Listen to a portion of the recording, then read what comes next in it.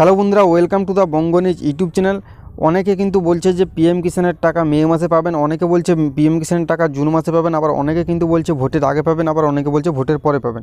তো আজকে কিন্তু আমি আপনাদের জানাবো ঠিক কবে আপনারা পিএম কিষাণের টাকার 17তম কিস্তির টাকা আপনাদের অ্যাকাউন্টে পাবেন এবং কৃষকরা 2000 পাবেন নাকি 4000 পাবেন, সমস্ত আপডেট কিন্তু আজকের এই ভিডিওতে পেয়ে যাবেন। তো বন্ধুরা, প্রথমে কিন্তু আমি আপনাদের নিয়ে চলে যাব গুগলে কিন্তু আপনি যদি আজকের ডেটে সার্চ করেন তাহলে কিন্তু দেখতে পাবেন। এখানে দেখুন, আমি কিন্তু লিখেছি पीएम किसान योजना 17th इंस्टॉलमेंट किस्त कब आएगी।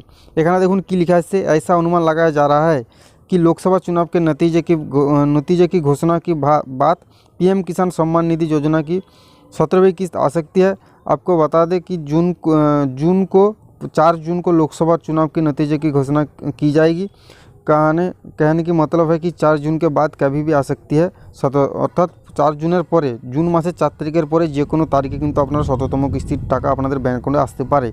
এবং তার আগে কি বলা হয়েছে, এখানে বলেছে যে পিএম কিষাণের যে টাকা সেটা কিন্তু 17তম কিস্তির টাকা, সেটা লোকসভা নির্বাচনের যে লোকসভা নির্বাচনের ফলাফল ঘোষণার পরে কিন্তু আপনারা পাবেন।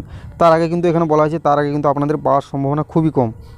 যেটা আমি এর আগে বলেছিলাম যে লোকসভা নির্বাচনের আগে আপনারা পাবেন বা চলাকালীন আপনারা পাবেন, সেটা কিন্তু এখানে বলা হয়েছে। গুগল থেকে কিন্তু আজকে পরিষ্কার বলে দেওয়া হয়েছে যে পিএম কিষাণ 17তম কিস্তির টাকা আপনারা কিন্তু লোকসভা নির্বাচনের ফলাফলের পরে, লোকসভা নির্বাচনের ফলাফল কিন্তু জুন মাসের 4 তারিখ বেরোবে। আজকে কিন্তু হলো মে মাসের 19 তারিখ, অর্থাৎ এটা কিন্তু তৃতীয় সপ্তাহ চলছে।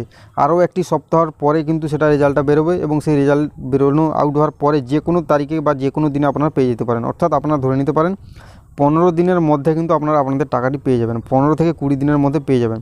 এবং এখানে আপনারা সকলেই জানেন কিছুদিন আগে কিন্তু আমাদের যে স্ট্যাটাস মেনটেন্যান্স ছিল, সেই মেনটেন্যান্সের ফলে আমি আপনাদের বলেছিলাম যে এরপরে কিন্তু আপনারা যে টাকা আপনাদের স্ট্যাটাস পরিবর্তন হওয়া পরপর শুরু হয়ে যাবে, আপনাদের ওয়েটিং ফর অ্যাপ্রুভাল চলে আসবে বা আরএফটি সাইন চলে আসতে পারে। কিন্তু এখনও পর্যন্ত কোনো কৃষকের আসেনি। যদি কারোর এসে থাকে অবশ্যই কমেন্ট করে জানাতে ভুলবেন না।